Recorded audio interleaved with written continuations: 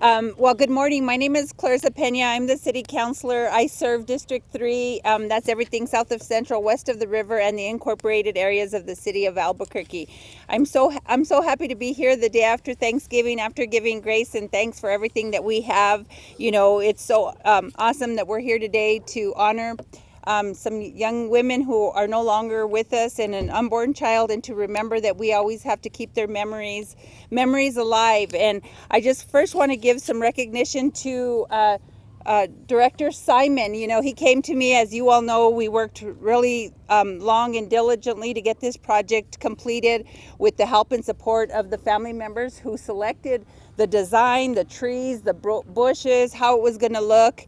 And then after it was all completed, you know, we really realized that there's a lot of people coming here to, you know, just reminisce and honor their family members and others, right? And so we needed some shade structure, some type of shade structures out here. And Director Simon came to me with this idea. And, you know, really the story behind the idea is just such an amazing story of honoring the International Day of Elimination of Violence Against Women and Girls. And the premise of this day is to raise awareness around the world that women are subjected to various forms of violence, right? So I think, Director Simon, are you going to kind of give the gist of how it works? Someone here will. So I'll let them do that because I'll probably massacre it. But I just wanted to again recognize the victims of the 13 women and the unborn child that are honored here. So I'm going to read off their names: Jamie Barela, Monica Candelaria, Victoria Chavez, Cinnamon Alks, Julie Nieto, Veronica Romero, Evelyn Salazar, Michelle Valdez and her unborn child, Virginia Cloven, Sylvania Edwards, Doreen Marcus. And when we close out today, I'm actually going to read the poem that's placed here behind us. And this was a suggestion from, I'm just going to call her Grandma Karen. And she was the grandmother. And you know, I think it was something that all the women felt that was important to honor here, and we put this memorial here in order to be able to do that. So as I said, today's the elimination of violence against women and young children. One of the things that the family members always wanted to recognize, that there was still a lot of women,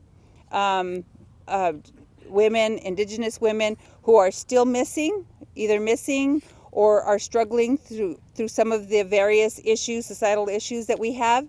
And I think this is a perfect opportunity to make sure that we keep their memories alive and keep them in our thoughts and prayers as we actually the day after Thanksgiving. So with that, I'm going to introduce our CAO, Mr. Lawrence Rael. Thank you, Councilor, and good morning, everybody. And as Councilor Peña said, welcome to the West Side for sure, and to this amazing location. This entire park is just a great tribute to, unfortunately, to some circumstances that we all know far too often happen in many communities across our country, across our world, quite frankly. Today, as the council said, is the Elimination of Violence Against Women's Day, and it's really an important day to think about and to come to a park like this and reflect a little bit about you know what we talked about yesterday, right? About giving thanks and thanking our families and our friends and others for all that they do, and then also just looking at reflecting on the folks that we lose sometimes to violence, and violence that really affects everyone's lives. And as I look at the families here and see these young children and moms and dads and brothers and sisters, we know that they all think about this, especially on days like Thanksgiving. The shade structure behind us, as Councilor Peña talked about, is really an amazing piece of work that is very unique. You're not going to see this kind of a structure in many parks across the country or even across our city. It really is an amazing structure, and I'll have Mr. Simon, our Director of Parks and Rec, talk a little bit about it here in a minute. But I also just want to say that when we talk about bringing community together, it's places like this. It's places like this that create a sense of place for our community, but also a time to reflect and to thank our families and our friends and quite frankly our leaders like Councilor Peña and our legislators for coming together and helping us develop this great and wonderful park. So on behalf of the mayor and the city administration, we are so pleased that this came together. We're so happy that we are able to celebrate this with all of you and give you all a little sense of that our city will never forget and our city will continue to remember. And this is a symbol of that. So thank you all for being here. And now I'll turn it back over to Councilor Peña. Thank you, Mr. CAO Rael. Next, we have Parks and Rec Department, Jess Scott and Greg Miller with Maura Reardon, the landscape company. So, if you gentlemen want to come up.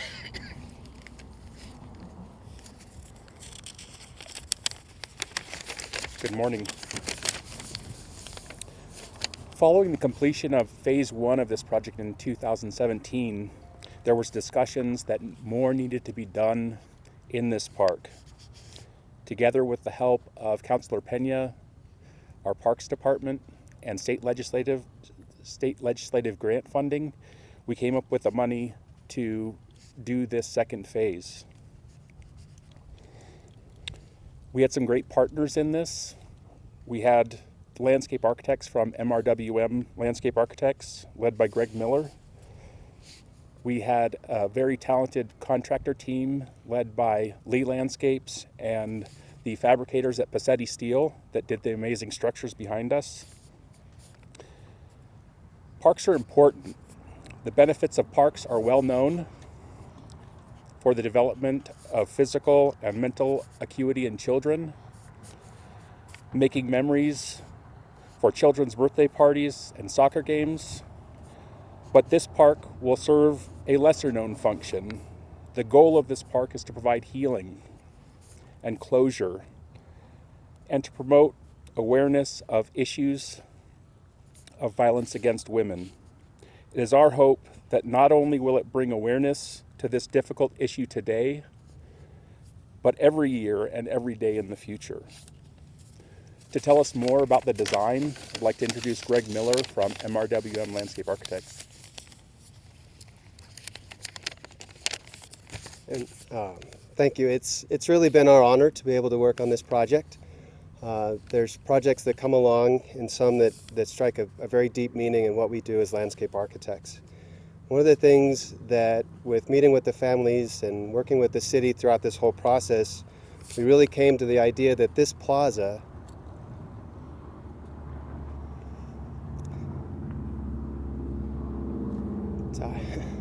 has a central theme of unity. Unity of the 11 women who are remembered in the unborn child, unity of family and community, and unity of spirit.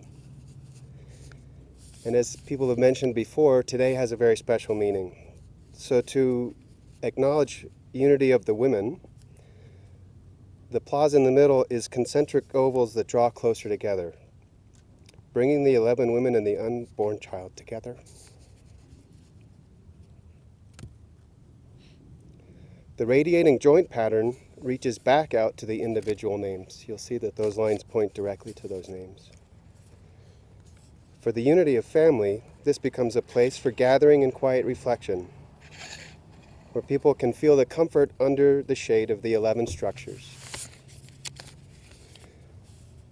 As far as unity of spirit, like the leaves of a tree or the petals of a flower, the shade panels behind me get gently steeper as they grow towards the sun.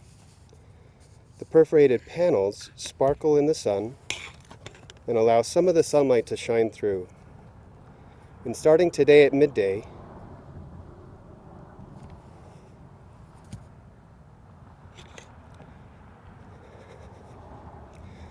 a ray of light starts to illuminate the center oval. And over the next 11 days will continue until It fully highlights the message from the poem that Councilor Peña noted before, and that line is, "Keep smiling and surely the sun will shine through." So as you look back on unity, this space is also why another passage of the poem is inscribed in the plaza. And it's the last line of that poem that reads, "Until the day comes, we're together again." Thank you.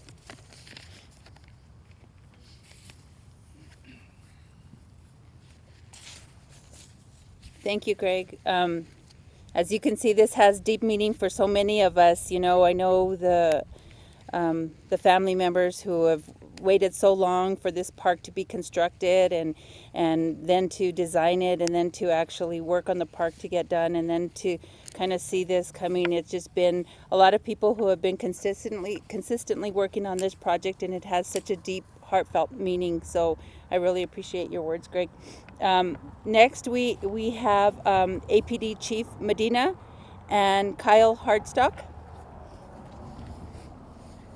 Thank you, Councilor. Thanks everybody for having us out here today. And I first want to start with thanking Councilor Peña for everything that she's done to ensure that the victims that lost their life due to this series of crimes aren't forgotten, and that there's something to memorialize them. I think that it's important that we have to remember and memorialize our past so that we do a better job in the future.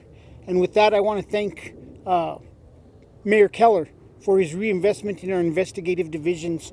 At the beginning of last year, we started our first detective academies, and we've seen a tremendous response to the work that's being produced by our homicide detectives. And we've gone from about a 58% clearance average to a little bit over 93% of this year's clearance rate. And of 2022, almost a little bit over 60% of all homicides have already been cleared at this point before the year's even over. And a lot of that has to do with the investment that both Council and Mayor Keller have put in technology and training for the Albuquerque Police Department. You know, the Southwest Area Command is always a special place for me. I served as an officer here in this area command. I was a sergeant in the Southwest Area Command, a lieutenant in the Southwest Area Command, and eventually I was Councilor Peña's commander in the Southwest Area Command. And I remember the scene, and I still remember that the nights that we sat out here on Graveyard securing the scene till the crews came out the next day to finish processing after the initial remains were found. And it seemed like for months we were out here every night ensuring, and not one officer ever complained that they had to just sit here in their car, because we knew the meaning and the magnitude since back then of this case. And last but not least, to the families, I want to assure you that as long as I'm chief, that we'll continue to devote resources. I consistently get updated on this case. I've recently had another update, and the case continues to move forward.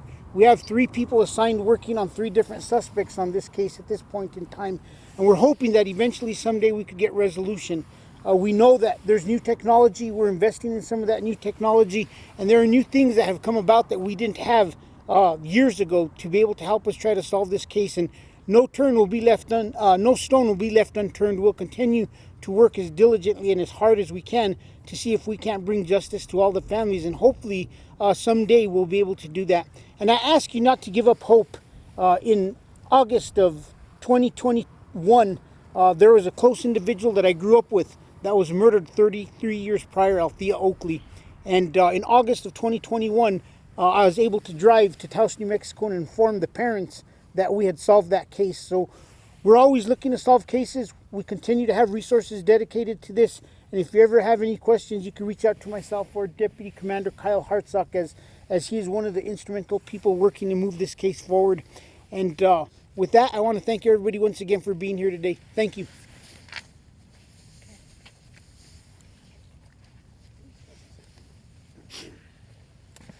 Hi, my name is Kyle Hardstock. I'm the Deputy Commander in our Criminal Investigations Division, and Chief is right. Starting several months ago, we're putting new eyes and making sure that we're exploring every new technology that we can use for this case. But the bigger picture is that we're taking very victim-centered approaches to all of our investigations, not just homicides, but sexual assaults, crimes against children, even armed robberies. And we asked ourselves, what is the best outcome for the victim? And when we start applying that formula to investigations, we're getting better and better results every time. So to all the families, I've met some of you right now, thank you for coming out. We remind all of our families, homicide investigations never close. They never close. There's no statute of limitations on it. There's no extent in which the department is going to get tired of investigating any open homicide case, but there is a special place in lots of officers' hearts for this investigation, and we're making sure that that passion is put in the right place. So this is a great memorial, so congratulations to the Park Service and Councilor Peña. It's my pleasure to be out here and see it. Thank you. Thank you. Thank you. And next, as you can all see, they're here no matter what meetings we've had, whether to talk about plants or shrubs or the placement of the names and what names should be and where they should be are the family members. And I just wanted to ask you all if anyone wanted to come up and say a few words. Just make your way to the podium.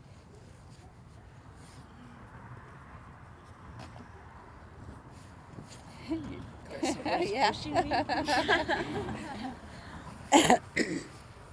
Hi, I'm Eleanor Grego. Julie's my daughter, Julie Nieto, and I want to thank everybody for being here. And the park is absolutely beautiful. It brings back so much memories, and I still have hope. They're going to find who did this. And thanks to the late Ken Sanchez. Never forget him. And I appreciate everybody being here. I don't know what else to say. But this is the happiest day, just watching all this and not forgetting, and the memories of my daughter still being recognized, and all the other girls, and all this violence against women. It's got to stop already. It's already out of control, and all the missing other people that are women that are still missing, they need to be found. And I pray for hope for all those other families waiting for their loved ones to come home. Anyone else?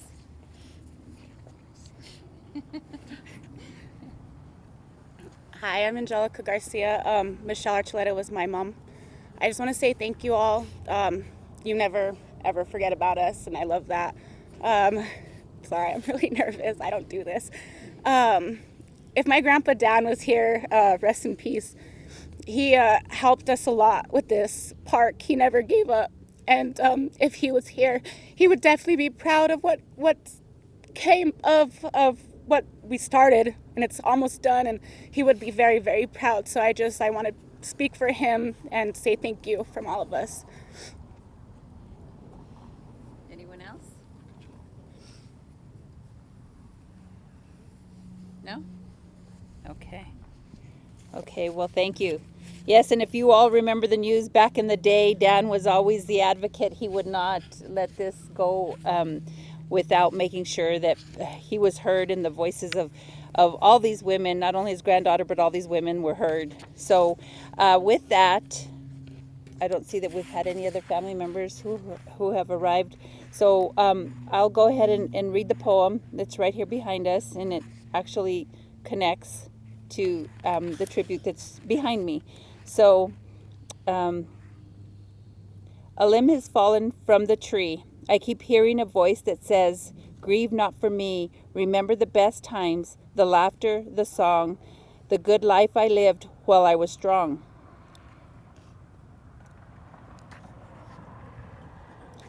Continue my heritage, I'm counting on you. Keep smiling, and surely the sun will shine through. My mind is at ease, my soul is at rest, remembering all, how I truly was blessed. Continue traditions, no matter how small. Go on with your life, don't worry about falls. I miss you all dearly, so keep up your chin until the day comes that we're together again. So with that, I mean, we can all walk over. This isn't really a formal like ribbon cutting, but we'll walk over to the center, and you'll see just how spectacular and beautiful. I don't know if the news media has had an opportunity to go out there already, but it's just really amazing how you see all the names out on the periphery, and this structure on the day of elimination for women just kind of comes together and just shines strongly through, and it unites all the women. and the young unborn child. So thank you for being here. I really appreciate you. Again, I want to thank Director Simon. You know, he's the one that came up with it. Well, I don't know if someone told him about it or what, but he approached me about this idea, and I just thought it was phenomenal. So thank you all for being here, and I hope you all had a wonderful Thanksgiving, and let's all count our blessings. Thank you.